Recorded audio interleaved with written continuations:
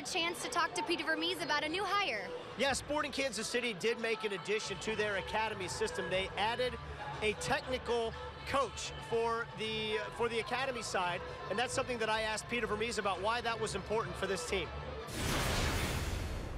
We felt that it was very important for us to bring somebody in that that is their specialty. At the end of the day, he's a specialist, and I think when you look at the NFL has a quarterback's coach, a receivers coach, and you go on down the line.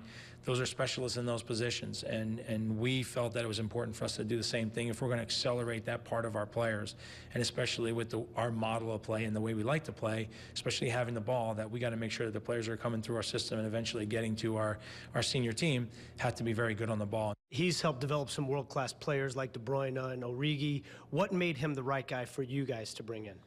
Well, what I love is he wants to come here. We had talked to a few other people over the last couple of years, and those situations never worked out for different reasons. But the bottom line is he wanted to be here. We feel that he's got all the qualities to help us in that area, the club and what we're trying to do. But the biggest thing is when somebody wants to be a part of our staff, and he spent a couple days here. It wasn't one of those deals we did a long way interview. He's from Belgium. It's not like he was there. He never showed up here.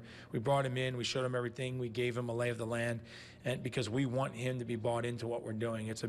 As much as his expertise is important, the fact that he has to be involved in our culture and understanding it and bought into it is even bigger. And so he is, and he's excited, and so are we. Final question for you, Peter. I know you've put a lot of emphasis on the academy system. This is just another example of that. But when it comes to the results, we're seeing them win a lot of competitions and have success right now. What does that mean to you?